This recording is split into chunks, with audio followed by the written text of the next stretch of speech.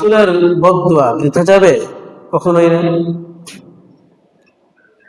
হাদিসে আছে আল্লাহ রাসূল সাল্লাল্লাহু আলাইহি ওয়াসাল্লাম মিম্বরে উঠতেছেন খুতবা দেওয়ার জন্য। যখন মিম্বরের প্রথম সিঁড়িতে পা রাখলেন, তখন আল্লাহ রাসূল সাল্লাল্লাহু আলাইহি ওয়াসাল্লাম বললেন আমিন। যখন দ্বিতীয় সিঁড়িতে পা রাখলেন, তখনও বললেন আমিন। যখন তৃতীয় সিঁড়িতে পা রাখলেন, তখনও বললেন আমিন। সাহাবায়ে কেরাম প্রশ্ন করলেন, জিজ্ঞাসা করলেন, ওগো আল্লাহর রাসূল, ইতিপূর্বে আপনাকে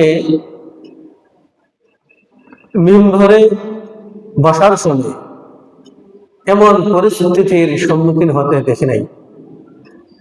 আমরা লক্ষ্য করলাম আপনি একে একে 3টি সিঁড়িতে পা রাখার সময় আমিন বলেছেন। এর রহস্য কারণ কি? আল্লাহ রাসূল সাল্লাল্লাহু আলাইহি ওয়াসাল্লাম উত্তর দিলেন, আমি যখন মিম্বরে উঠতেছিলাম, এই মুহূর্তে আমার নিকট জিবরিল আলাইহিস সালাম আগমন করলেন। তিনি এসে বললেন, ওগো আল্লাহর রাসূল, ওই ব্যক্তি ধ্বংস হোক, ওই ব্যক্তি, ওগো আল্লাহর রাসূল, ওই ব্যক্তি ধ্বংস হোক যে ব্যক্তির সম্মুখে আপনার নাম উচ্চারণ করা হয়েছে, কিন্তু সে আপনার উপর সালাত পাঠ করে নাই, দুরূদ পাঠ করে নাই। আমি বললাম আমিন। যখন আমি দ্বিতীয় সিঁড়িতে পা রাখলাম, তখন জিবরিল আলাইহিস সালাম আমাকে বললেন, ওই ব্যক্তি ধ্বংস হোক যে ব্যক্তি তার মাতা পিতাকে পেয়েছে, অথবা অথবা দুজনের কোন একজনকে পেয়েছে, কিন্তু তাদের খেদমত করতে পারে নাই, তাদের সাথে ভালো ব্যবহার করে নাই, সেই ব্যক্তিটাও ধ্বংস হোক। আমি বললাম আমিন। আমি যখন তৃতীয় সিঁড়িতে পা রাখলাম, তখন জিবরিল আলাইহিস সালাম আমাকে বললেন, ওগো আল্লাহর রাসূল, ওই ব্যক্তিটাও ধ্বংস হোক যে ব্যক্তিটা রমজান মুবারক, বরকতময় রমজান মাস পেয়েছে, পবিত্র রমজান মাস পেয়েছিল, কিন্তু নিজেকে গুনাহমুক্ত করতে পারে নাই, গুনাহ থেকে বাঁচতে পারে নাই, গুনাহ থেকে পবিত্র হতে পারে নাই, সেই ব্যক্তিটাও ধ্বংস। আমি বললাম আমিন। তাহলে আল্লাহ রাসূল কয় শ্রেণীর লোকের জন্য দোয়া করলেন? 3 শ্রেণী। এর মধ্যে এক শ্রেণী হলো ওই শ্রেণীর লোক যারা রমজান মাস পেল, কিন্তু গুনাহ মাফ করাতে পারে নাই, গুনাহ মাফ করাতে পারে নাই। আমরা রমজান মাস পেয়েছি, আজকে নবম রোজা, আজকে নবম রোজা, 9 রোজা চলে যাচ্ছে।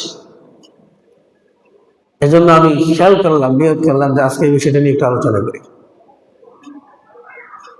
আমাদেরকে সর্বাত্মক চেষ্টা করতে হবে যেন গুনাহ থেকে বাঁচতে পারি। আমি যদি রোজা রাখি, রোজা রাখার পর অন্যান্য গুনাহের কাজ করি, তাহলে রোজা রাখার যে মূল লক্ষ্য উদ্দেশ্য সেটা অর্জন হবে না। রোজা রাখার মূল লক্ষ্য উদ্দেশ্য কি? রোজা রাখার মূল লক্ষ্য উদ্দেশ্য হলো আমি আপনি যেন মুত্তাকি হয়ে যাই, আমি আপনি যেন গুনাহ মুক্ত বান্দা হয়ে যাই। এজন্য রোজা রাখার উদ্দেশ্য, এটা হলো রোজা রাখার মূল লক্ষ্য উদ্দেশ্য, আমি আপনি যেন গুনাহ মুক্ত বান্দা হয়ে যায়। অতএব রমজান মাসে বিশেষ একটি গুরুত্বপূর্ণ আমল হলো আমাকে আপনাকে আল্লাহর কাছ থেকে গুনাহ থেকে মাফ পেতেই হবে।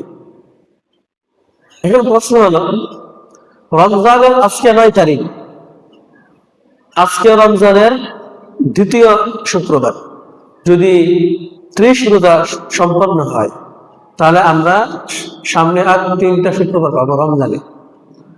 আর যদি 30 রোজা না হয়, তাহলে হয়তো শুক্রবার ঈদ হয়ে যাবে। ঈদ হয়তো শুক্রবার হবে অথবা শনিবারে হবে। যদি 29 রোজা হয় তাহলে শুক্রবারে হবে, আর যদি 30 রোজা হয় তাহলে শনিবারে হবে। তাহলে যদি আমরা 30 রোজা যদি হয়, তাহলে আমরা 3টা শুক্রবার পাবো রমজানে, অথবা 2টা শুক্রবার পাবো। আমরা যেহেতু দুর্বল বান্ধা, আমরা দোয়া করবো যেন 29টাই হয়, একটা কম হয়। একটা কম হলে আমাদের জন্য ভালো, আমরা দুর্বল বান্ধা, কম হলে আমাদের জন্য ভালো। এক বছর করতে পারে, কিন্তু কম হলে ভালো জন্য। একটি হলে তো রোজা রাখবো, সব বেশি হবে, শুক্র একটি পাবো না। আমরা বান্দার কাজ হলো সবসময় সহজ গ্রহণ করা। আল্লাহ রাসূলকে যখন দুটি জিনিসের মধ্যে ইখতিয়ার দিতেন আল্লাহ রাসূল আপনি এটা গ্রহণ করতে পারেন, ওটাও গ্রহণ করতে পারেন। আল্লাহ রাসূল কিন্তু কোনটা বেশি সওয়াব হবে এটা দেখতেন না, দেখতেন কোনটা বেশি সহজ হবে।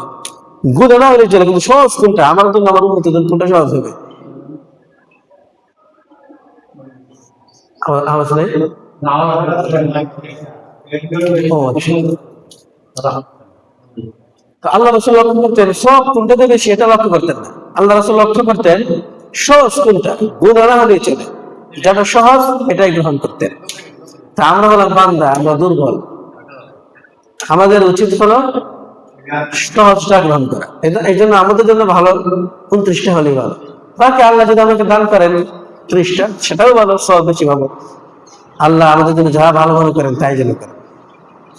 তো আজকে রমজানের দ্বিতীয় শুক্রবার,